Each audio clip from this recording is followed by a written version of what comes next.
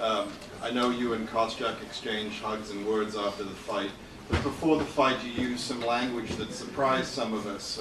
You said the bully would be bullied, and that's from somebody you said you've been bullied. So obviously, as a child growing up, you chose that word carefully. Yeah. Did, now that you're friends and you don't have to fight him again, can you tell us, did he really bother you beforehand, or why did you choose those words? They were strong words.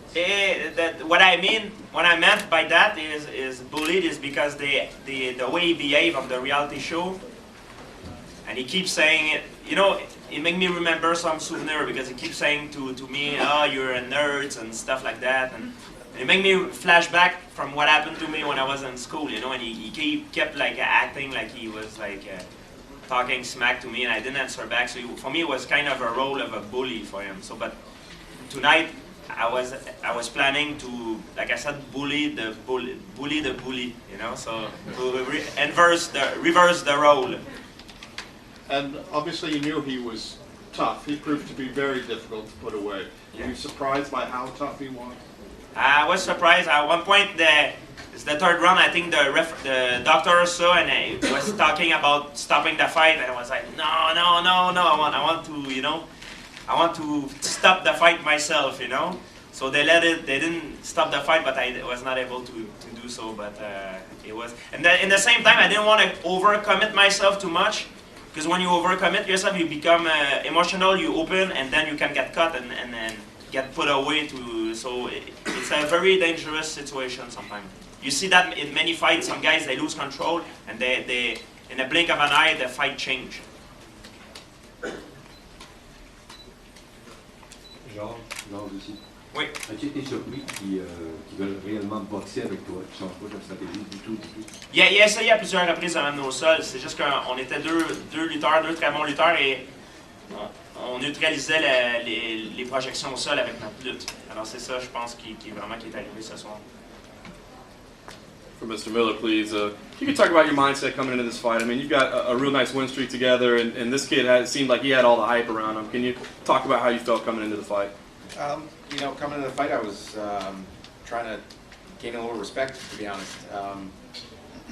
We went into that fight with him as the favorite, which I really didn't understand.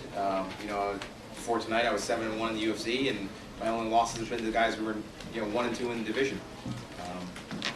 You know, I knew he was talented and dangerous, and you know, he's got a big future ahead of him. But I knew that I fought a lot tougher guys than he has. You know, I hold wins over 2 guys on the card tonight that are coming away with bonuses. You know, one in extremely impressive fashion in the first round.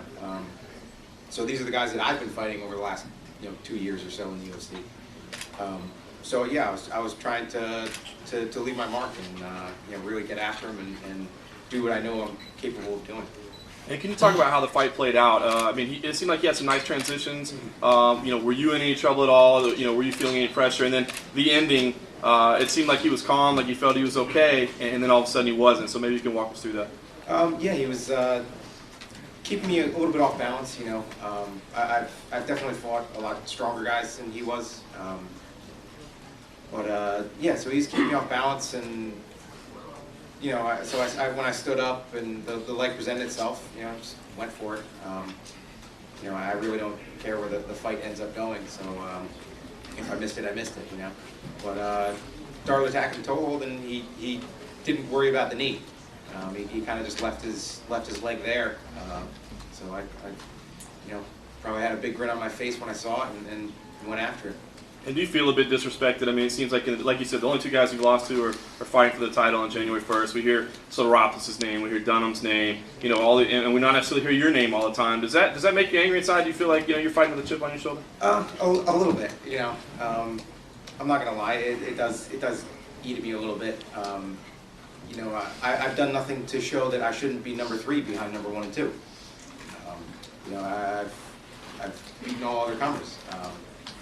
So, you know, I'm here and I'm fighting, and you know, I want my shot. I want my shot of revenge of each of those guys. You know, even being friends with Frankie, I want to fight him. You know, it was a fun fight the first time, and it'd be a fun one the second time.